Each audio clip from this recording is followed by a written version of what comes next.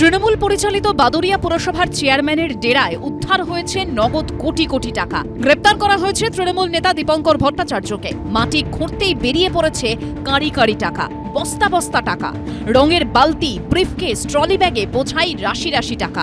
বাদুড়িয়ায় গুপ্তধন রহস্যের পর্দা ফাঁস হয়েছে। উত্তর চব্বিশ পরগনার বাদুড়িয়া পুরসভার চেয়ারম্যান দীপঙ্কর ভট্টাচার্যের ডেরা থেকে প্রথমে ৮০ লক্ষ টাকা, তারপর পাটক্ষেত থেকে ২,২৪ লক্ষ টাকা উদ্ধার হয়েছে, অর্থাৎ মোট ৩,৪ লক্ষ টাকা। সোমবার ধৃত পুরো চেয়ারম্যানের বাড়ির কাছে পুরসভার কম্পিউটার ট্রেনিং সেন্টার থেকে উদ্ধার হয়েছিল ৮০ লক্ষ টাকা। ওনার একটা কম্পিউটার প্রশিক্ষণ কেন্দ্র করা ছিল, যে কেন্দ্রে কখনো কম্পিউটার প্রশিক্ষণ আমাদের দেখা যায়, আমরা ১২ নম্বর ওয়ার্ডের বাসিন্দা, কখনো দেখিনি ওখানে কম্পিউটার প্রশিক্ষণ হয়েছে। অবশ্য বাদুড়িয়া পৌরসভার নাম দিয়ে কম্পিউটার প্রশিক্ষণ কেন্দ্র করা ছিল। তার ভিতরে বিপুল পরিমাণ ত্রাণ সামগ্রী ছিল, ২০০ বান্ডেলের মতো ত্রিফল, এবং তার ভিতরে রঙের বালতি করে টাকা, কম্বলের ভিতরে টাকা। রাতভর গোনা হয় সেই টাকা। বুধবার পাটক্ষেতে তল্লাশি চালাতেই চোখ কপালে ওঠার জোগাড়। এভাবেই একের পর এক বস্তা, ট্রলি ব্যাগ, রঙের বালতিতে বোঝাই করে রাখা হয়েছিল গুচ্ছ গুচ্ছ টাকা। মাটি খুঁড়ে পুঁতে দেওয়া হয়েছিল লুঠের টাকা। স্থানীয় বাসিন্দাদের দাবি, এই পাটক্ষেতটি তৃণমূল নেতা দীপঙ্কর ভট্টাচার্যের শাগরেদ শামীম গাজীর। ইতিমধ্যেই গ্রেপ্তার করা হয়েছে শামীম গাজীকে।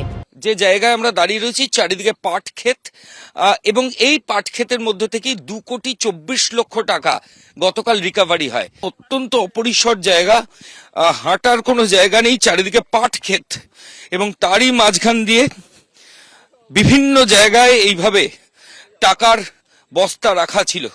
এবং গত পরশুদিন আমরা যে ছবি দেখি, যে বাদুড়িয়া পুরসভার চেয়ারম্যান দীপঙ্কর ভট্টাচার্য, তাকে অ্যারেস্ট করা হয় এবং একটা কম্পিউটার সেন্টার থেকে হিউজ অ্যামাউন্টের টাকা রিকভারি হয়। এবং তারপর এই যে পাট ক্ষেত, আমি শান্তনু দত্তকে বলবো, আশেপাশে কোনো জনবসতি নেই, এবং যতদূর চোখ যাচ্ছে শুধু পাট ক্ষেত। এখান থেকেই ২,২৪ লক্ষ টাকা রিকভারি হলো। এখানে একটা ওই ট্রলি ব্যাগ, বড় ট্রলি ব্যাগে টাকা ভর্তি, এটা এখানে পোতা ছিল। আচ্ছা, এদিকে আসুন। নেক্সট হচ্ছে এখানেও একটা ট্রলি ব্যাগ পোতা ছিল, একটা নীল ট্রলি ব্যাগ, একটা লাল ট্রলি ব্যাগ, কালকে যা উদ্ধার হয়েছে এখান থেকে। এখানেও একটা ট্রলি বস্তা, এখানেও একটা ট্রলি ব্যাগ, আর এখানে মোট ৩ জায়গা, আর একটা আছে ওদিকে, ওখানে একটা আছে। ট্রলিগুলোর ভেতরে ঢোকানো ছিল। হ্যাঁ। রাজ্যে পালা বদলের পর কড়া অ্যাকশন নিতে শুরু করেছে পুলিশ প্রশাসন। একের পর এক তৃণমূলের নেতা গ্রেপ্তার হচ্ছেন। স্থানীয়দের দাবি, এই আবহে তড়িঘড়ি টাকা সরাতে চাইছিলেন পুরো চেয়ারম্যান দীপঙ্কর ভট্টাচার্য। না, এটা ২-৩ দিন মধ্যেই করেছে, এবং প্রথমে এত লোক এসেছিল যে আমরা গ্রামবাসী এবং আমাদের এই কিছু পার্টির লোকজন মিলে আমরা জায়গাটাকে ঘিরে ফেলি, যে পুলিশ না আসা পর্যন্ত আমরা কাউকে ঢুকতে দেবো না, কারণ এর মধ্যে বোম আছে, কি অস্ত্র আছে, কি আছে আমরা জানি না। আমরা বিন্দুমাত্র ইন্টারেস্ট হয়নি যে আমরা ওটা খুলবো। আমরা যা পেয়েছি আমরা জানি এটাকে পুলিশের হাতে তুলবো, এবং সঠিকভাবে সেগুলোকে আমাদের নজরদারিতেই গিয়ে কাউন্ট হোক বা দেখানো হোক, সেই ব্যবস্থা করতে হবে। এটা দাবি করেছে এবং পুলিশ আমাদের দাবি মেনেছে, সেইভাবে কাজ হয়েছে। শামীম অ্যারেস্ট হয়েছে এবং তারই জায়গা, এবং সেই কাকার জায়গায় এইসব পুঁতেছে, মানে কি বলবো, নিজেদের জায়গায় নিজেরাই করে রেখেছে। এটা কি আপনার মনে হচ্ছে অনেকদিন আগে করা? না না, যেদিন শামীম গাজী অ্যারেস্ট হয়েছে তাই সেই দিনই করা হয়েছে, কেন ওর বাড়ির লোক করেছে, এটা একদম আমরা শিওর। কিন্তু এই বিপুল পরিমাণ টাকার উৎস কি? কোথা থেকে এলো এত টাকা? দেখুন, উনি বিভিন্ন রকম ভাবে তোলাবাজি করতেন, ঠিক আছে, যে কারোর মিউটেশন করিয়ে দেবো জমির বলে ১ লাখ টাকা নিতেন, আর যে আবাস যোজনার ঘর সেখান থেকে কাটমানি খেতেন। এছাড়া মানে ৪০,০০০, ৫০,০০০ কোনো নিয়ম নেই। এছাড়া বাড়ি, হ্যাঁ হ্যাঁ হ্যাঁ, মানে পার যে অ্যালোটেড থাকতো সেখান থেকে। এছাড়া টাকাগুলো রাখতো, এদের এই যে আবাস যোজনার টাকাগুলো সেইগুলোও রাখতো এর ভেতরে। আর মেন যেটা কথা, যে এইখানে আমরা সবাই দীপঙ্কর ভট্টাচার্যকে নিয়ে কথা বলছি, ধরা পড়েছে তাই। মাথা কিন্তু অনেক বড় মাথা রয়েছে, তাদের এখনো মানে নাগাল পর্যন্ত যেতে পারেনি পুলিশ। বাড়ির কাছে কম্পিউটার সেন্টারে মিলেছে নগদ ৮০ লক্ষ টাকা। তারপর পাটক্ষেত থেকে একের পর এক বস্তায় ২,২৪ লক্ষ টাকা। গ্রেপ্তার হয়েছেন বাদুড়িয়া পুরসভার তৃণমূলের চেয়ারম্যান দীপঙ্কর ভট্টাচার্য। তারপর থেকেই সামনে আসছে তার নানা কীর্তি, থুরি, কুকীর্তি, মারধর, খুনের হুমকি, ত্রাণ সামগ্রী লুট, আবাস যোজনায় কাটমানি, বেআইনি টোল ট্যাক্স, বেনামে চোলাইয়ের দোকান, লোটোর কারবার। বাদুড়িয়ার ধৃত তৃণমূল নেতার বিরুদ্ধে অভিযোগের পাহাড়। আমার কাছে টাকা নিয়েছে, ঘরের টাকা, এখনো পর্যন্ত আমি ঘর দেবে বললে এখনো দিইনি। আমার ব্যাংকে টাকা থাকে, সেই টাকাও আমার তুলি নেয়।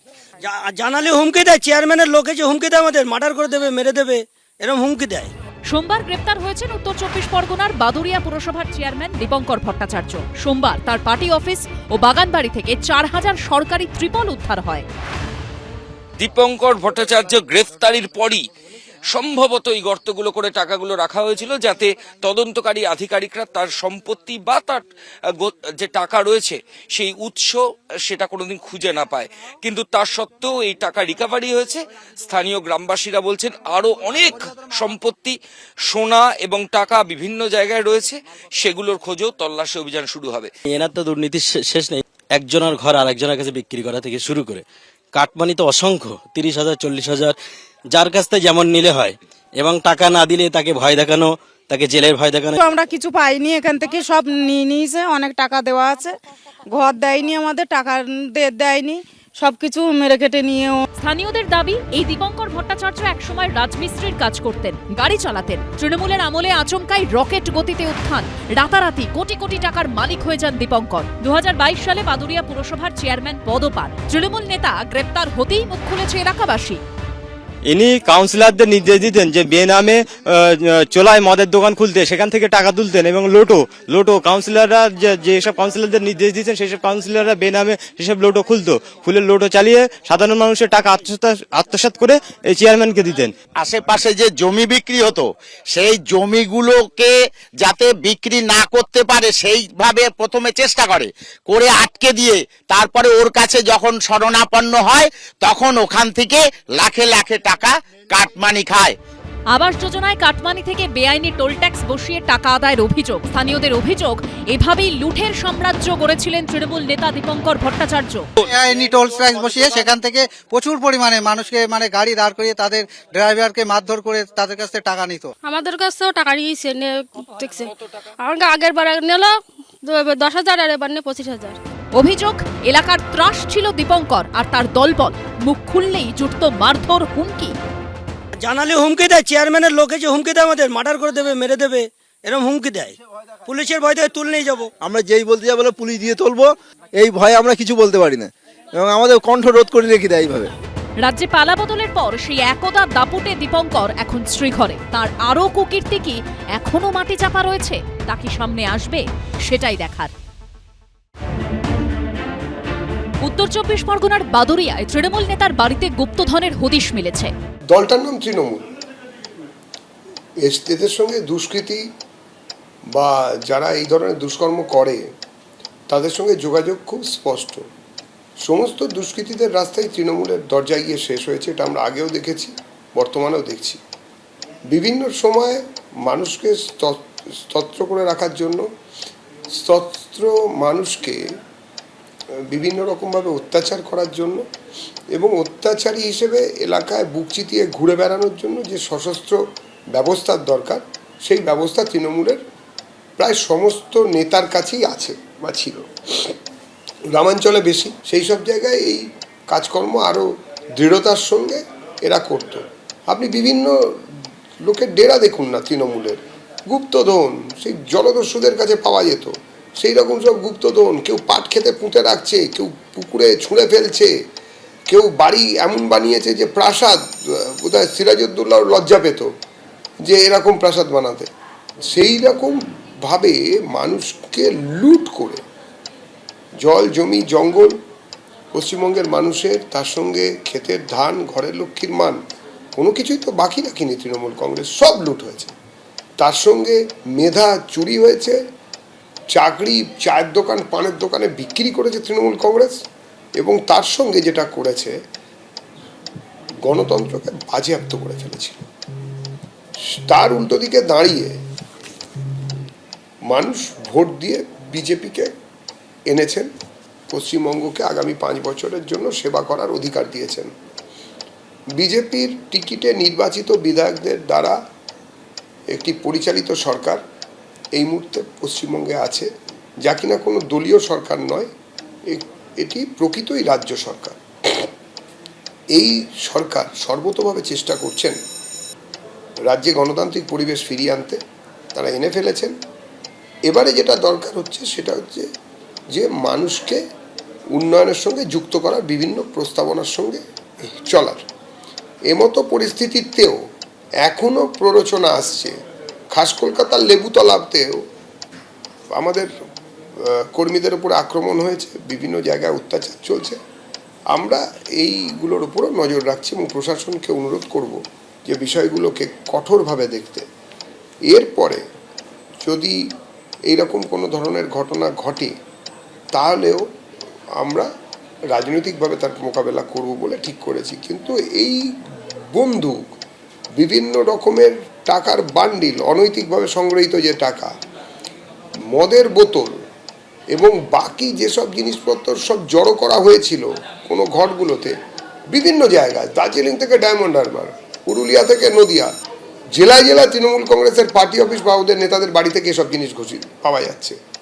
এই জিনিসকে বন্ধ করা দরকার এবং প্রশাসন দায়বদ্ধ, প্রশাসন তার দায়িত্ব পালন করছেন। আমরা সাধারণ মানুষের কাছে অনুরোধ করব যে যদি কোথাও এরকম খবর থাকে তাহলে সরাসরি প্রশাসনকে জানান, কেননা আরও উদ্ধার করতে হবে। একটিও বেআইনি আগ্নেয়াস্ত্র বা অস্ত্র যেন কোথাও না পড়ে থাকে, যাতে তৃণমূল নামক দলটি আবার ভবিষ্যতে এই ধরনের জিনিসপত্র ব্যবহার করার জন্য উৎসাহ পায়। অন্যদিকে গোবরডাঙ্গায় তৃণমূল নেতার আত্মীয়ের বাড়ি থেকে উদ্ধার হয়েছে বিপুল পরিমাণ টাকা। থরে থরে সাজানো টাকার বান্ডিল, কার্তুজের শাড়ি, রয়েছে বিপুল পরিমাণ বিদেশি মদ। উত্তর 24 পরগনার গোবরডাঙ্গাতে তৃণমূল নেতা ও জেলা পরিষদের কর্মাধ্যক্ষ অজিত সাহার ভাই সুজিত সাহার বাড়ি থেকে বাজেয়াপ্ত হয়েছে এই আগ্নেয়াস্ত্র ও টাকা। এক ব্যবসায়ীর থেকে 20 লক্ষ টাকা তোলা চাওয়ার অভিযোগে তৃণমূল নেতা ও জেলা পরিষদের কর্মাধ্যক্ষ অজিত সাহাকে গ্রেপ্তার করেছে পুলিশ। এলাকায় অশান্তি পাকানোর অভিযোগে গ্রেপ্তার করা হয়েছে তার ভাই সুজিত সাহাকে। এই সুজিত সাহা এলাকায় তৃণমূল কর্মী হিসেবেও পরিচিত। বুধবার দাদাভাই গ্রেপ্তার হতেই উচ্ছ্বাসে মেতে ওঠেন এলাকার অনেকেই।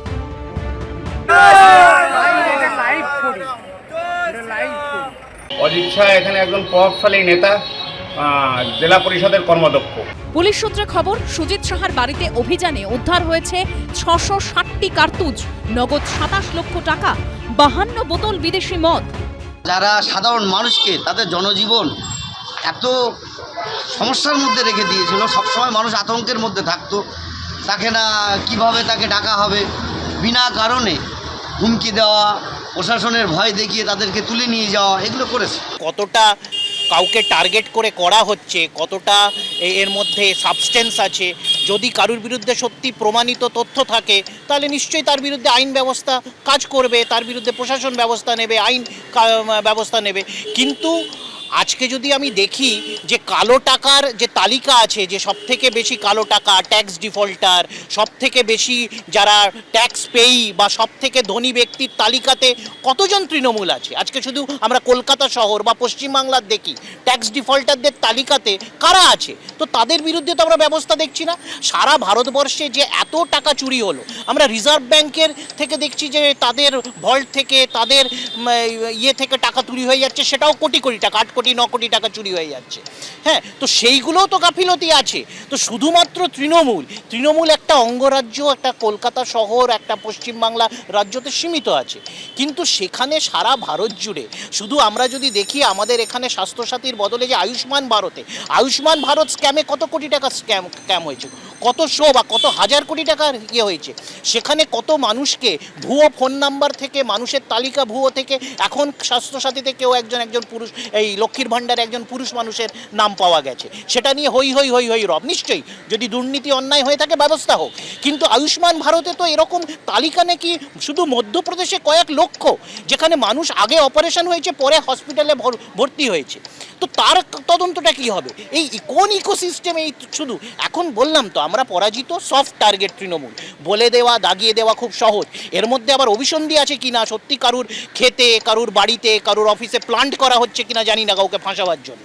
এই সব জিনিসই হয় রাজনীতিতে, সব জিনিসই হয় ক্ষমতা এবং ক্ষমতার বাইরে থাকার, আলিনদের বাইরে। তো সুতরাং এখন দেখতে হবে এর মধ্যে কতটা সত্যতা আছে। সত্যতা থাকলে নিশ্চয়ই তার বিরুদ্ধে ব্যবস্থা গ্রহণ হওয়া উচিত। কিন্তু আবার বললাম, আপনি শুধু পশ্চিমবাংলার তালিকা করুন ট্যাক্স ডিফল্টারদের, পশ্চিমবাংলার তালিকা করুন সবথেকে বড় বড় পুঁজিপতিদের, পশ্চিমবাংলার তালিকা করুন বিভিন্ন পার্টি না দেখে, যে বিভিন্ন মানুষ যাদের আয়ের সাথে তাদের ব্যয়ের সংহতি নেই। এটা তো আছে তথ্য প্রমাণ। আজকের দিনে তো ইনকাম ট্যাক্সও ভারত সরকারের অনেক ডিপার্টমেন্ট আছে, তাদের কাছে অনেক বেশি ক্ষমতা আছে এগুলো যাচাই করা।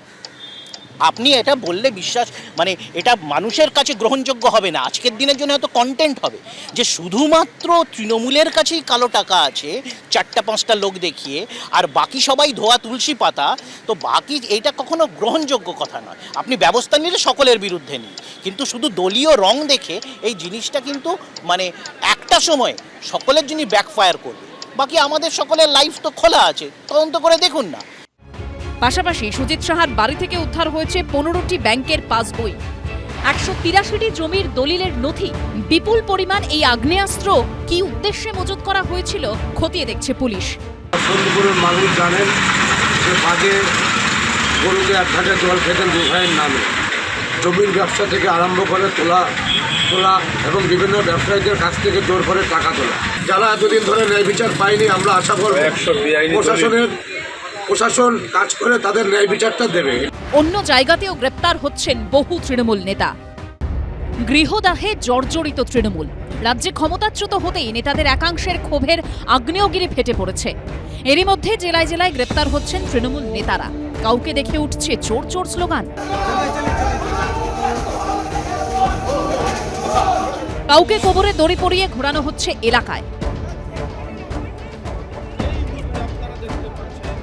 গ্রেপ্তারের পর বৃহস্পতিবার কাঁচরাপাড়ার যুব তৃণমূল নেতা অভিজিৎ রায়কে কোমরে দড়ি পরিয়ে এলাকায় ঘোরায় পুলিশ। শনিবার রাতে মন্দারমণি থেকে অভিজিৎ রায় ওরফে বনিকে গ্রেপ্তার করে পুলিশ। পুলিশ সূত্রে দাবি, ধৃতের বিরুদ্ধে তোলাবাজি ও 2021-এ ভোট পরবর্তী সন্ত্রাসে জড়িত থাকার অভিযোগ রয়েছে। এদিকে ভোট পরবর্তী হিংসার পুরনো মামলায় দুর্গাপুরে গ্রেপ্তার করা হয়েছে তৃণমূলের ব্লক সভাপতি রাজীব ঘোষকে, যিনি আবার দুর্গাপুর পুরসভার 10 নম্বর ওয়ার্ডের বিদায়ী কাউন্সিলরও। বৃহস্পতিবার সকালে আদালতে তোলার সময় ধৃত তৃণমূল নেতাকে ঘিরে ওঠে চোর স্লোগান।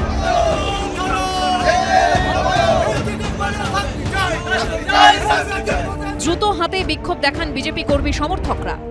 রাজীব ঘোষ তৃণমূলের বিদায়ী কাউন্সিলর এবং ব্লক সভাপতি, তাকে তোলা হচ্ছে দুর্গাপুর মহকুমা আদালতে এবং আমরা দেখতে পাচ্ছি এখানে চোর চোর স্লোগান দেওয়া হচ্ছে বিজেপির তরফ থেকে। বিজেপি নেতৃত্ব তারা এখানে এসে পৌঁছেছে এবং কেন্দ্রীয় বাহিনীর তারা রয়েছে এখানে মোতায়েন, কেন্দ্রীয় বাহিনীর জওয়ানরা।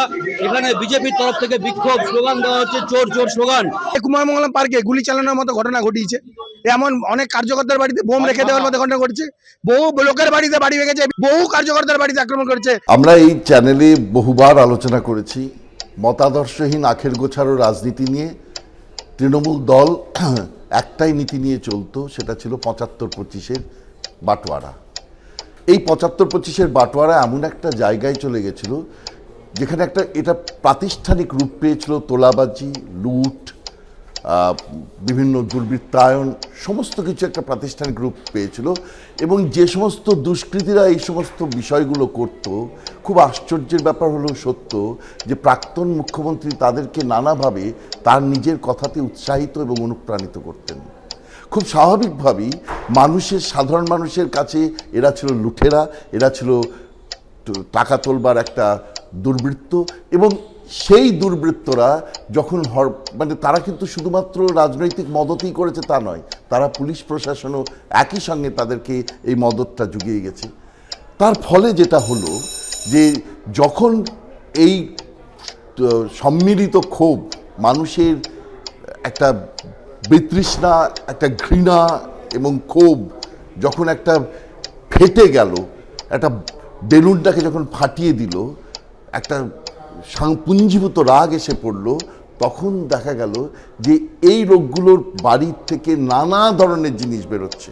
অর্থাৎ তারা তো পালাচ্ছে, তারা আজকে বিভিন্ন জায়গায় নিজেদের রাজনৈতিক ক্ষমতা, অন্য একটা রাজনৈতিক ক্ষমতায় যাওয়ার চেষ্টা এবং প্রশাসনিক সুরক্ষা রাখবার জন্য নিজেদের গায়ের নোংরা গন্ধগুলোকে সরাতে চাইছে। কিন্তু তাদের বাড়ির মধ্যে থেকে নানা রকমের জিনিস উদ্ধার হচ্ছে, কোথাও 300 গুলি, কোথাও রাইফেল, কোথাও বা কোটি কোটি টাকা পাটখাতের মধ্যে পড়ে থাকছে এবং বাড়ির মধ্যে, অফিসের মধ্যে থেকে টাকা উদ্ধার হচ্ছে।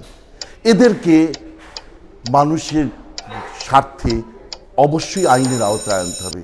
সারা রাজ্যটাকে 50 বছরের জন্য যারা রসাতলে পাঠিয়েছে, তারা যদি আজকে নোংরা গন্ধটাকে নিজের দেহ থেকে সরিয়ে দিয়ে পালিয়ে যাওয়ার চেষ্টা করে, তাদেরকে ধরবার দায়িত্ব কিন্তু এই নতুন সরকারের। সুতরাং তাদেরকে ধরতে হবে, এবং শুধু আমার এই বক্তব্য এই জায়গাটায় যে তাদেরকে ধরা নয়, তাদেরকে যথাযথভাবে বিচারের আঙিনায় নিয়ে আসতে হবে। গ্রেপ্তার তো নিশ্চয়ই হবে, এবং গ্রেপ্তার করতে হবে শুধু কিছু মানুষকে নয়, যত মানুষ এই রসাতলে নিয়ে যাওয়ার জন্য দায়ী, রাজ্যটাকে রসাতলে নিয়ে যাওয়ার জন্য দায়ী, তাদের প্রত্যেককে, তার জন্য যদি অনেক জেল লাগে অনেক জেলই নিয়ে আসতে হবে। তার জন্য 25 লক্ষ মানুষকে যদি জেলের মধ্যে আওতায় নিয়ে আসতে হবে, 25 লক্ষ মানুষকে আওতায় নিয়ে আসতে হবে। কারণ বহু পঞ্চায়েত সমিতি, বহু ব্লক সমিতির প্রধান, কর্পোরেশনের কাউন্সিলররা, মিউনিসিপ্যালিটির কাউন্সিলররা, এরা সবাই মিলে লুট করেছে রাজ্যটাকে। এদের সবাইকে আইনের আওতাধীন নিয়ে আসতে। দক্ষিণ 24 পরগনার জয়নগরে গ্রেপ্তার করা হয়েছে যুব তৃণমূলের অঞ্চল সভাপতি সুব্রত মণ্ডলকে। জয়নগর থানার ধোসা চন্দনেশ্বর অঞ্চলের তৃণমূল সদস্য সুব্রত মণ্ডল। পুলিশ সূত্রে খবর, বেআইনি অস্ত্র নিয়ে খুনের হুমকি ও মারধরের অভিযোগ রয়েছে তাঁর বিরুদ্ধে। খড়দার ব্লক তৃণমূল কংগ্রেসের সভাপতি প্রসেনজিৎ সাহাকে গ্রেপ্তার করেছে রহরা থানার পুলিশ। তাঁর বিরুদ্ধে পুকুর ভরাট, তোলাবাজি সহ একাধিক অভিযোগ তুলেছেন এলাকার বাসিন্দারা। অন্যদিকে দক্ষিণ দিনাজপুরের বংশীহারিতে পঞ্চায়েত সমিতির প্রাণী ও মৎস্য দপ্তরের কর্মাধ্যক্ষ নিত্যাশিস মজুমদার ওরফে মনুয়াকে গ্রেপ্তার করেছে পুলিশ। পুলিশ সূত্রে খবর, অবৈধ বালি পাচারের অভিযোগ রয়েছে তাঁর বিরুদ্ধে। এর আগেও তাঁর বিরুদ্ধে চাকরি দেওয়ার নামে টাকা নেওয়ার অভিযোগ উঠেছিল, যদিও সব অভিযোগ অস্বীকার করেছেন ধৃত তৃণমূল নেতা। অন্যদিকে টাকা ফেরতের দাবিতে উত্তর 24 পরগনার হাবড়ার পুরপ্রধানের বাড়ি ঘেরাও করে এদিন বিক্ষোভ দেখান স্থানীয় ব্যবসায়ীরা। প্রায় 2.5 ঘন্টা ঘেরাও থাকার পরে মুচলেকা দিয়ে রেহাই পান তৃণমূল পরিচালিত পুরসভার চেয়ারম্যান নারায়ণ সাহা। কুন্তল ঘোষ কি বলেছিলেন যে আমি তো মাত্র 10% রাখি, বাকিটা উপরের দিকে পাঠিয়ে দেওয়া হতো। তো এই যে উপরের দিকে পাঠিয়ে দেওয়া হতো বলেই তো পার্থ চ্যাটার্জিকে যখন গ্রেপ্তার করা হয়, তার এবং তার বান্ধবীর বাড়ি থেকে কত কোটি টাকা উদ্ধার হয়েছিল আপনারা মনে করুন। 50 কোটির উপর টাকাই ছিল, তারপরে আবার মূল্যবান গহনা ছিল। তো এটা তো সেই 90% অংশ। তো পার্থ চ্যাটার্জির কাছে যদি এইটা থাকে, তাহলে মমতা ব্যানার্জি, অভিষেক ব্যানার্জি, এদের কাছে কি পরিমাণ টাকা থাকতে পারে আপনারা ভাবুন। এবং সেই টাকাটা কোথায় থাকতো, সেই পার্টির অনেক নেতাই আগেও তো বলেছেন, এখন অনেক বেশি করে বলছেন। এবং আপনারা বাদুড়িয়াতে যিনি পৌরসভার চেয়ারম্যান ছিলেন, তার কম্পিউটার সেন্টার এবং পাটের ক্ষেত থেকে কোটি দিনের টাকা উদ্ধার হয়েছে। এই রকম আপনি যেখানে যাবেন সেখানে পাবেন। এই তো যে এমএলএ দিলীপ মণ্ডল পালিয়েছিলেন, তার প্রাসাদের মতো বাড়ি দেখেননি?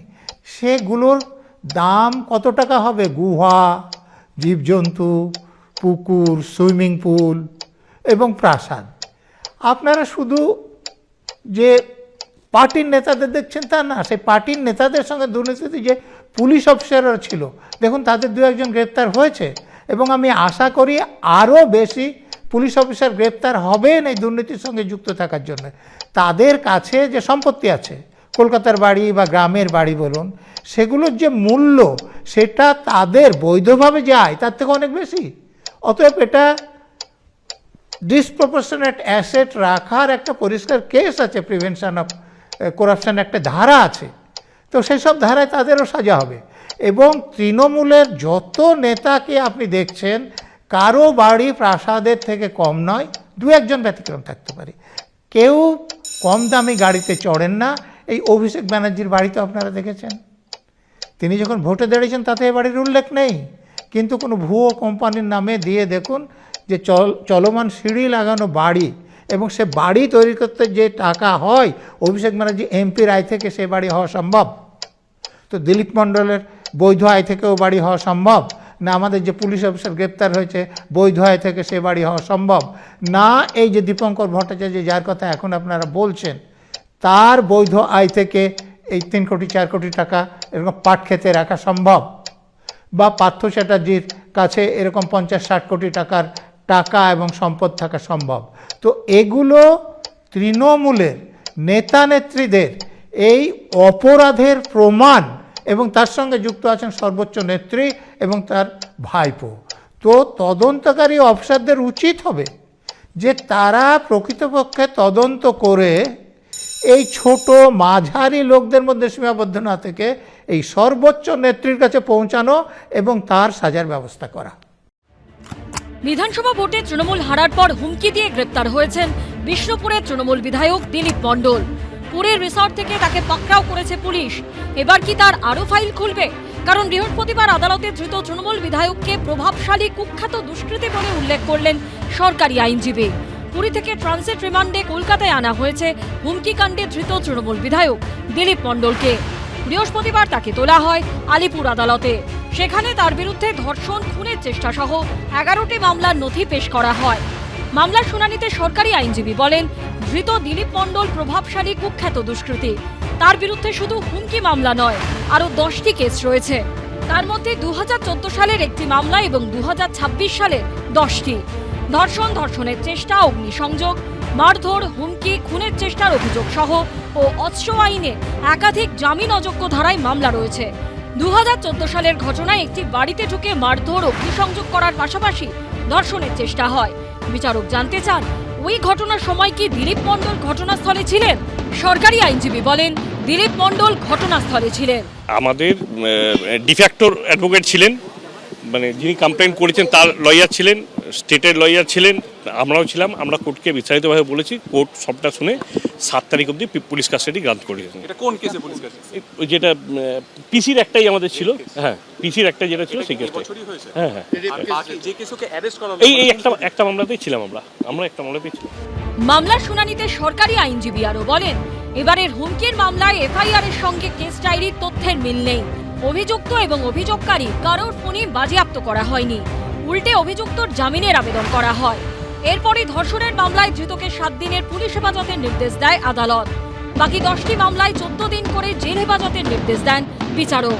বিষ্ণুপুরের 5 বারের তৃণমূল বিধায়ক দিলীপ মণ্ডলকে এদিন আলিপুর আদালতে তোলা হয়। সেখানে তার বিরুদ্ধে জানা যায় যে 2014 সাল থেকে 2026 সাল পর্যন্ত প্রায় 11টি মামলা হয়েছে, যার মধ্যে খুনের চেষ্টা, ধর্ষণের চেষ্টা, ধর্ষণের মতন একাধিক গুরুতর অভিযোগ রয়েছে।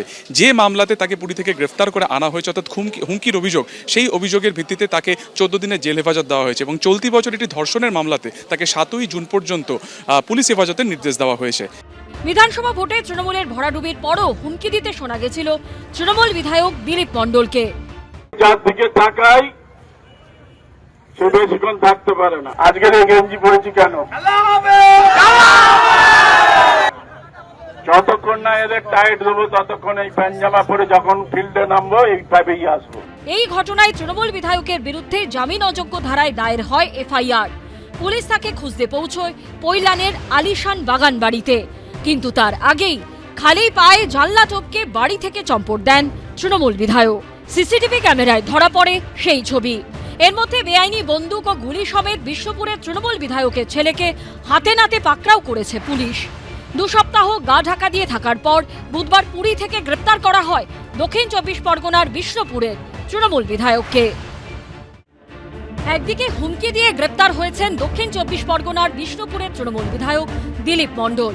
অন্যদিকে সোনাপাপ্পুর প্রতারণা সংক্রান্ত মামলায় ইডির হাতে গ্রেপ্তার হওয়া প্রাক্তন পুলিশ কর্তা শান্তনু সেনা বিশ্বাসের বিরুদ্ধেও সামনে আসছে নতুন নতুন অভিযোগ। ক্যালকাটা পুলিশ সার্জেন্স ইনস্টিটিউটে থ্রেট কালচার চালানোর অভিযোগ উঠেছে কলকাতা পুলিশের সদ্য প্রাক্তন ডিসির বিরুদ্ধে। এবার পুলিশের ক্লাবে থ্রেট কালচারের অভিযোগ তোলা হলো।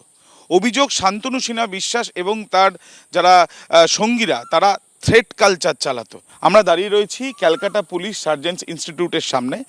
এই ইনস্টিটিউটে নির্বাচন যেটা প্রক্রিয়া ব্রিটিশ আমল থেকে হয়ে আসছে শতাব্দী প্রাচীন এই ক্লাবে, সেই নির্বাচনের প্রক্রিয়া বন্ধ করা হয়েছে। নির্বাচনের বদলে সেখানে সিলেকশন শুরু করা হয়েছে, এমনটাই অভিযোগ তোলা হচ্ছে প্রাক্তনের তরফ থেকে। এবং প্রাক্তন জেনারেল সেক্রেটারি তিনি অভিযোগ করছেন যে এই পরিস্থিতি এমনটাই তৈরি হয়েছিল যে যারা প্রতিবাদ করেছিল যে কেন নির্বাচন হচ্ছে না, তাদেরকে বলা হতো দার্জিলিংয়ে বা সুন্দরবনে বা কাকদ্বীপে তাদেরকে পোস্টিং করে দেওয়া হবে। এবং অভিযোগ এটাও যে শান্তনু সিনহা বিশ্বাস যেভাবে এই সার্জেন্ট ইনস্টিটিউটে মেম্বারশিপ পেয়েছে সেটা বৈধ নয় বলে তাদের দাবি। অভিযোগ, ক্যালকাটা পুলিশ সার্জেন্স ইনস্টিটিউটে প্রভাব খাটিয়ে নির্বাচন বন্ধ করেন শান্তনু সিনহা বিশ্বাস। নির্বাচনের দাবি জানালে দূরে বদলিরও হুমকি দেওয়া হতো বলে অভিযোগ। এই ক্লাবটা ইলেকশনের থ্রু দিয়ে কমিটিটা সবসময় ইলেকশন থ্রু দিয়েই ওরা কমিটিটা ফরমেশনটা হতো, কিন্তু কি হয়েছে এই যে এখানে আরেকটা গ্রুপ আছে, সেটা হচ্ছে একটা টিএমসি ঘেঁষা গ্রুপ, আর আমাদের যে গ্রুপটা ছিল সেই গ্রুপটা একদম টোটালি নন পলিটিক্যাল ছিল। তো প্রতি বছর যখনই ইলেকশনটা হতো এই নন পলিটিক্যাল গ্রুপটাই মানে কমিটি ফরমেশনটা ওরাই করতো। ওরা কি করলো, ওদের জেনারেল সেক্রেটারি যে ছিল শোভেন ব্যানার্জি, ও যাতে ইলেকশনে না দাঁড়ায়, ওর গ্রুপটা যাতে না দাঁড়ায়, ওকে কি করলো, ওকে ট্রান্সফার করে দিল, কলকাতা থেকে বাইরে ট্রান্সফার করে দিল। এই যে থ্রেটটা ওরা দিল যে তোমাদেরকে এখান থেকে ট্রান্সফার করে দেবো, ওরা তখন কি করলো, ভয় পেয়ে সবাই ওই ইলেকশনটা ওখান থেকে উইথড্র করলো, করে এরা কি ওরা তখন আনকনটেস্টেড জিতে গেল। নির্বাচনের প্রথা কি আছে? করতে দেয়নি, নির্বাচনই করতে দেয়নি।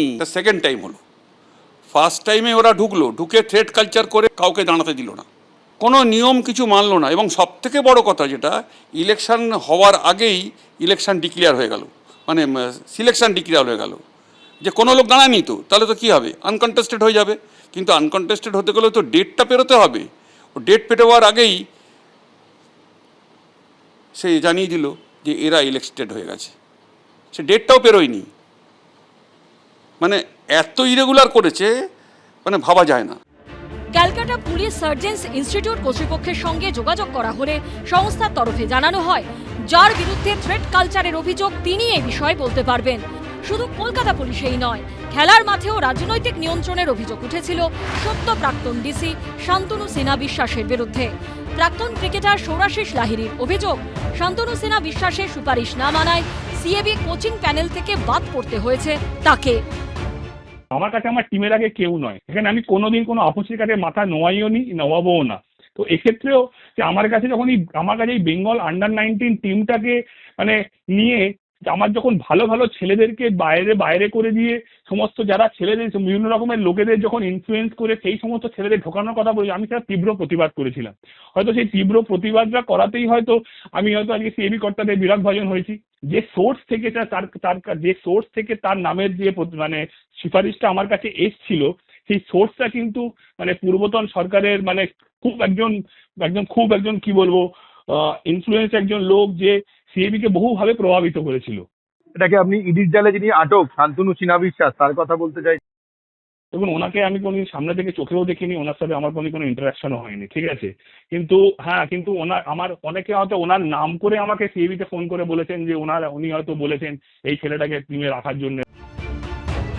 অন্যদিকে এদিন সোনাপাপ্পু ও শান্তনু সিনহাকে ব্যাংশাল কোর্টে তোলা হলে সোমবার পর্যন্ত জেল হেফাজতের নির্দেশ দেন বিচারক।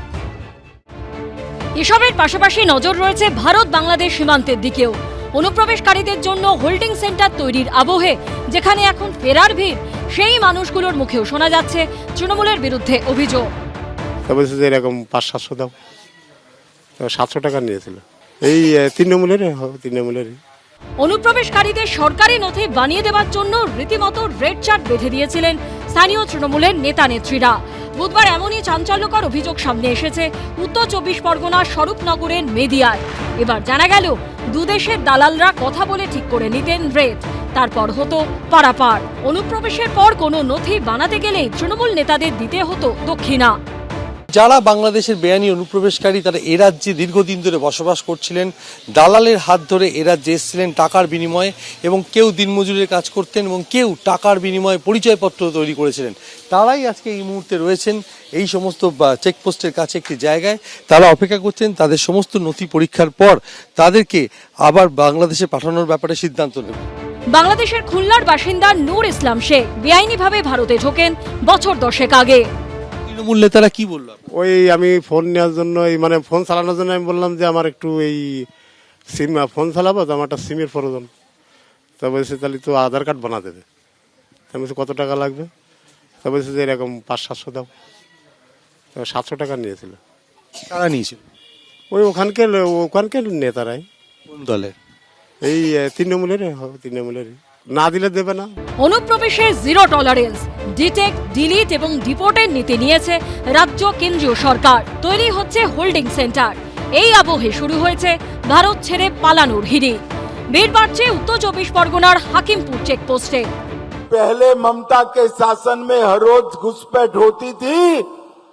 अब घुसपैठ करने वाले अपने आप वापिस जाने लगे हैं, अपने आप जाने लगे। हम सब लोग चाहते हैं कि जो घुसपैठ कर अवैध तरीके से आए हैं वो अपने आप जहां से आए हैं वहां वापिस चले। বাংলাদেশের খুলনার বাসিন্দা সুজয় রায় নদী সাপচে অনুপ্রবেশ করলেও দালালকে দিতে হয়েছিল 20,000 টাকা। কিভাবে এসেছিলেন? এসছিলাম নদী সাঁতরে। কত টাকা লেগেছিল? 20,000 টাকা নিয়েছিল। দেখা যাচ্ছে এদেশের লোকও ছিল, ওদেশের লোকও ছিল। হ্যাঁ, মিলিয়ে টাকা নেওয়া হয়। প্রথমে চেয়েছিল, হ্যাঁ অনেক টাকা চায়, 25,000 30,000 টাকা চায়। তারপরও 20,000 টাকা, 18,000 টাকা, 17,000 টাকা এরকম। বাংলাদেশের যশোরের বাসিন্দা মিনার খান বছর 10 আগে দালাল ধরে ঢুকেছিলেন ভারতে, থাকতেন মেটিয়া বুরুজে। তার দাবি 3টি কার্ড তৈরি করে দেওয়ার জন্য 1 লক্ষ টাকা চান স্থানীয় তৃণমূল নেত্রী। দিতে হবে ওই সুলতানা, ওইখানের ম্যাডাম, হ্যাঁ তৃণমূলের নেতা, যে 20,000 দিতে হবে আধার কার্ড বানাতে গেলে। আই কার্ডের জন্য যদি বলতাম, বলতে ওর জন্য 30,000 দিতে হবে। রেশন কার্ড বানাতে গেলে 50,000 দিতে হবে। তাহলে বানিয়ে দেবো, নাহলে দেবো না। ওই নেতা সুলতানা। কেউ 20 বছর, কেউ বা 3 দশকেরও বেশি সময় ছিলেন ভারতে। অনুপ্রবেশকারী হয়েও বানিয়েছিলেন সরকারি নথি। পেয়েছেন রেশন, গ্যাস থেকে লক্ষ্মীর ভান্ডার। লক্ষ্মীর ভান্ডার হ্যাঁ পাতাম, ও পেয়েছি, 2-3 বছর পেয়েছি। রেশন পেতাম, আবার লক্ষ্মী ভান্ডার পেতাম, গ্যাস পেয়েছি। শুধু সরকারি প্রকল্পের সুবিধা পাওয়াই নয়, দিয়েছেন ভোটও। নিশ্চিন্তে থাকার ব্যবস্থা করে দিয়েছিল তৃণমূল। এমনই চাঞ্চল্যকর দাবি করেছেন অনুপ্রবেশকারীরা। যারা তৃণমূলের করে তারাই করে দিয়েছে, বলেছে ভোটটা দিয়ে দিও তৃণমূলকে। আপনি তো এখানে এতদিন ধরে থাকতেন, কিভাবে থাকতেন এই বেআইনি ভাবে? ওখানে কেউ কিছু বলতো না, যখন তৃণমূল ছিল কেউ কিছু বলতো না, ঠিক আছে। এখন সরকার চেঞ্জ হয়ে গেছে, এখন তারপর লোকও পেছনে লেগে গেছে। বাড়িওয়ালাও ভয়তে বলছে যে এদের বাংলাদেশি লোককে রাখলে 2 লাখ টাকা জরিমানা হবে, 2 বছর জেল হবে। নিশ্চিন্তে থাকার দিন শেষ, চাপে পড়ে এখন দেশে ফিরতে মরিয়া অনুপ্রবেশকারীরা। সীমান্তে যখন এই ছবি, তখন তৃণমূলের পার্টি অফিস থেকে উদ্ধার হলো রাশি রাশি আধার কার্ড। কোথাও আবার বিনা নথিতে আধার কার্ড তৈরির অভিযোগে গ্রেপ্তার হলেন এক ব্যবসায়ী। বরানগর থেকে ট্যাংরা, 2 প্রান্ত থেকে উঠে এলো এই 2 ছবি। এই হলো ট্যাংরা 2nd লেনের তৃণমূলের পার্টি অফিস। স্থানীয় বাসিন্দাদের একাংশের দাবি, বুধবার সন্ধেবেলায় এখান থেকেই বিপুল পরিমাণে আধার কার্ড, ভোটার ও রেশন কার্ড উদ্ধার হয়। এই যে এত সংখ্যায় আধার কার্ড বা এপিক কার্ড বা পরিচয়পত্র, সেগুলো কেন পার্টি অফিসের ভেতরে ছিল সেগুলো জানার চেষ্টা চালাবো। কত সংখ্যায় রয়েছে? 250-300 কাছাকাছি বেশি বেরিয়েছিল। আপনারা কি এখানে পেলেন সেটা? হ্যাঁ পেলাম, এই আলমারি থেকে। কোন আলমারি? এই আলমারি। ভোট দিতে হবে না ওই জন্য আটকে রেখে দিয়েছে। কারা চালাতো এই পার্টি অফিস? টিএমসি প্রশান্ত শেখ দৌলত, রাজু,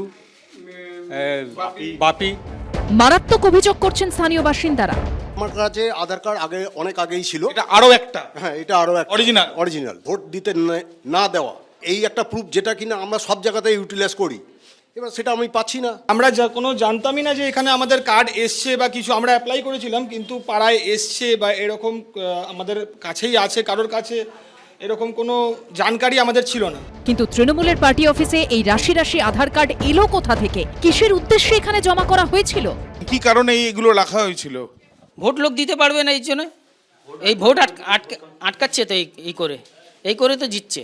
আমার আধার কার্ড এখান দিয়ে পেয়েছি, ভোট দিতে দেয়নি আমাকে। 250-300 জন মিলে ঘিরে ধরে বলেছে, স্লিপ ধরে ছিঁড়ে দিয়েছে, বলে চলে যা, তোকে 4 তারিখের পর বুঝে নেবো। অন্যদিকে উত্তর 24 পরগনার বরানগরে নথি ছাড়া আধার কার্ড তৈরি ও বেশি টাকায় আধার লিঙ্ক করানোর অভিযোগে গ্রেপ্তার করা হলো এক ব্যবসায়ীকে। এসব নথি কাজে লাগিয়ে কি জালিয়াতি চলতো? জোরালো হচ্ছে সেই প্রশ্ন।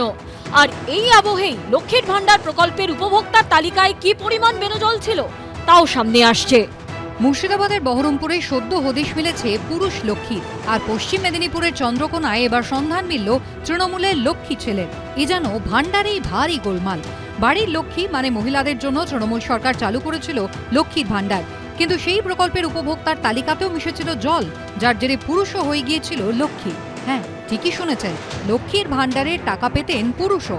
বহরমপুরের রাধারঘাটে রাকিবুল শেখের পর এবার আরও এক পুরুষ লক্ষ্মীর সন্ধান মিলল চন্দ্রকোনায়। জিজ্ঞাসাবাদের পর উত্তম কুমার সাউ নামে ওই তৃণমূল নেতাকে গ্রেফতার করেছে পুলিশ। 2022 সাল থেকে ওনার ডকুমেন্টে ওনার মিসেসের ব্যাংক অ্যাকাউন্টে 2022 সাল থেকে ওনার নামে এই লক্ষ্মীর ভাণ্ডারের টাকা আসছে। তো সেই জন্য আমরা ফরজারি, ইম্পারসোনেশন এবং চিটিং এই সেকশনে ওনাকে অ্যারেস্ট করি। ওনার ডকুমেন্টস ইউজ হয়েছে, ওনার মিসেসের অ্যাকাউন্টে ঢুকেছে। চন্দ্রকোনা 1 নম্বর ব্লকের মনোহরপুর এলাকার বাসিন্দা তৃণমূল নেতা উত্তম কুমার সাউ, পেশায় ঠিকাদার। বিজেপির অভিযোগ, তৃণমূল সরকারের চালু করা লক্ষ্মীর ভাণ্ডারের টাকা ঢুকত এই তৃণমূল নেতার নামে। আমাদের গ্রাম পঞ্চায়েতে একজন কন্ট্রাক্টর এবং তৃণমূলের নেতা, তার নামে এবং ছেলে পুরুষ নাম উত্তম সাউ, সেও লক্ষ্মীর ভাণ্ডার পাচ্ছে। আমরা চাই যে টাকা ফেরত দিতে হবে সরকারের টাকা, ওইভাবে সরকারের টাকা তজরুপ করা যাবে না। অভিযোগ স্বীকার করে নিজের মতো করে সাফাই দিয়েছেন দ্রুত তৃণমূল নেতা। কখনো আমি এই লিস্ট খতিয়ে দেখিনি, কিংবা কিভাবে আমার নামটা ওখানে এসেছে সেটাও আমার জানা নেই। আপনি আপনার স্ত্রীর জন্য আবেদন করেছিলেন? হ্যাঁ, ওনার জন্য আবেদন করেছিলাম। আমার নামটা ওখানে আছে, কিন্তু ওনার হচ্ছে যে অ্যাকাউন্ট নম্বর, ওনার হচ্ছে যে ফোন নাম্বার, কিন্তু বেনিফিশিয়ারি নামের জায়গায় দেখা যাচ্ছে যে আমার নাম বসে আছে। তৃণমূল কংগ্রেস বলে আপনি মহিলা হন, পুরুষ হন, সব কিছু পাবেন। মহিলাদের জন্য লক্ষ্মীর ভাণ্ডার করেছিল পূর্ববর্তী সরকার, কিন্তু সেটা পুরুষদেরকে দিয়ে দিয়েছে। জানি না ফর্ম ফিল আপ করার সময় সেই ব্যক্তি বোরখা পরে করেছিল কিনা সেটা চিনতে পারেনি। রাজ্য সরকার হয়তো ভুল করে সেই দিয়েছে। রাজ্যে অন্নপূর্ণা ভাণ্ডার প্রকল্প শুরুর আগে তালিকা ঝাড়াই বাছাই শুরু করেছে বিজেপি সরকার, আর তাতেই সামনে আসছে একের পর এক এ ধরনের ঘটনা। বহরমপুরে ধৃত রাকিবুল শেখকে 10 দিনের পুলিশ হেফাজতের নির্দেশ দিয়েছে আদালত। এবার তালিকা থেকে এসব বেনজল বার করতে উদ্যোগী হয়েছে রাজ্যের বিজেপি সরকার, কারণ জুন মাস থেকেই শুরু হচ্ছে তাদের অন্নপূর্ণা যোজনা। রাজ্য সরকার জানিয়েছে অন্নপূর্ণা যোজনার ফর্ম সবাইকে ফিল আপ করতে হবে। বুধবার রাতেই অনলাইনে আপলোড করে দেওয়া হয়েছে অন্নপূর্ণা যোজনার ফর্ম। শুক্রবার থেকে অনলাইনে ফর্ম পাওয়া যাবে বলে ঘোষণা করেছেন মুখ্যমন্ত্রী শুভেন্দু অধিকারী। অনলাইনে ফর্ম আপলোড হতেই তা ডাউনলোড করে ফিল আপ করতে শুরু করে দিয়েছেন আবেদনকারীরা। 12 পাতার ফর্মে নিজের ও পরিবার সম্পর্কে নানা তথ্য দিতে হচ্ছে আবেদনকারীদের, যেমন পরিবার কি মাসিক রেশন তোলে, 3টির বেশি পাকা ঘর আছে কি, পরিবারের সব সদস্য মিলে মোট জমির পরিমাণ কত, পরিবারে কারোর 4 চাকা গাড়ি আছে কি, স্বাস্থ্য বীমা আছে কি, পরিবারের সদস্যরা কি ধরনের কর্মসংস্থানের সঙ্গে যুক্ত। যাদবপুরের বাসিন্দা তনুশ্রী কর্মকার, পেশায় গৃহশিক্ষিকা। অন্নপূর্ণা যোজনার ফর্ম ফিল আপ করে ফেলেছেন তিনি। খুব কঠিন না, যা যা আপনাদের কাছে ডকুমেন্টস আছে সেই অনুযায়ী এটা ফিল আপ করতে হবে। যাদের পাওয়ার দরকার তারা পাবেন, অযথা কাউকে দিয়ে জিনিসটা নষ্ট হবে না। আমার মনে হয় যে এটা পাওয়াটা খুবই স্বপথে এগাচ্ছে, সুষ্ঠু পথে এগাচ্ছে। অনলাইনে অন্নপূর্ণা যোজনার ফর্ম ডাউনলোড করেছেন বাঘাযতীনের বাসিন্দা গৃহবধূ সুনন্দা মালাকারও। কি মনে হচ্ছে খুব কঠিন? না, মোটেও কঠিন না। আমি অনলাইন থেকে এটাকে ডাউনলোড করে নিয়েছি। ডাউনলোড করে নেওয়ার পর এখন ফিল আপ করছি। যবে জমা দেওয়ার তবে জমা দিয়ে দেবো। স্বচ্ছভাবে করার জন্য যেটুকু প্রক্রিয়া রয়েছে, যেটুকু করার দরকার সেটুকুই আমি করছি আর সমস্ত সোজা ভাষায় লেখা। তবে অনেকে এক্ষেত্রে ভিন্ন মত। সন্তোষপুরের বাসিন্দা রুমা দাস বলছেন অন্নপূর্ণা যোজনার জন্য তিনি আবেদনই করবেন না। আমি একা 3000 টাকা পাবো, পরিবারের সবার নথি জমা দেব, এটা কিরকম করে হয়? ব্যাংকের ডিটেলস থেকে সমস্ত জন্ম থেকে মৃত্যু পর্যন্ত সব চাইছে। শুধু মনে হয় এটিএম এর পিনটা দিলেই পুরো হয়ে যাবে।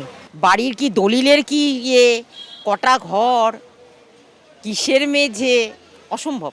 এত কিছু দেওয়া সম্ভব নাকি? আর কজন পারবে এত কিছু লিখে দিতে?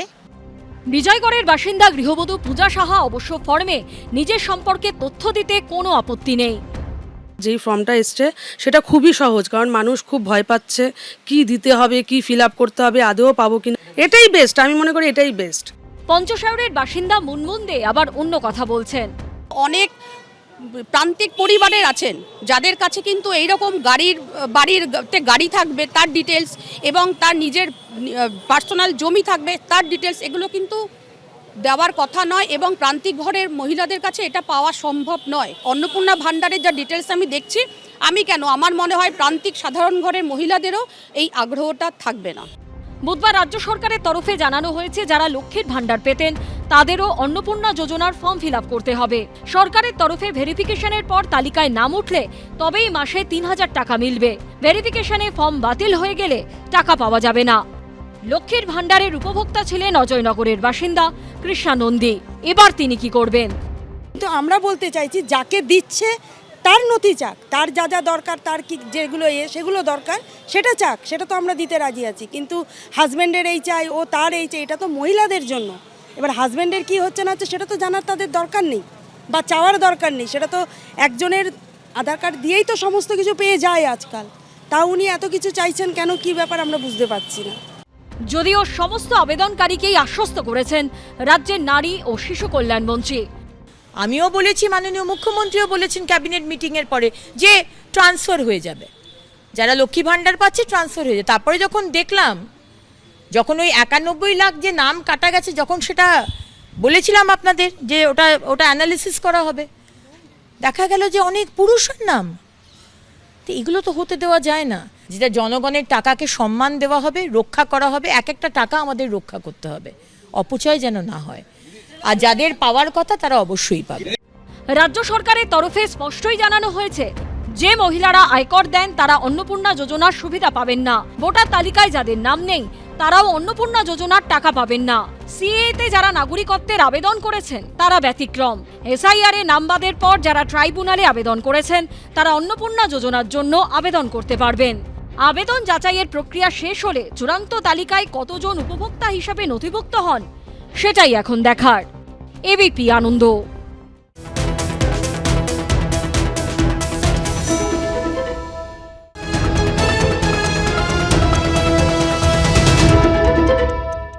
এবিপি আনন্দ, এগিয়ে থাকে, এগিয়ে রাখে।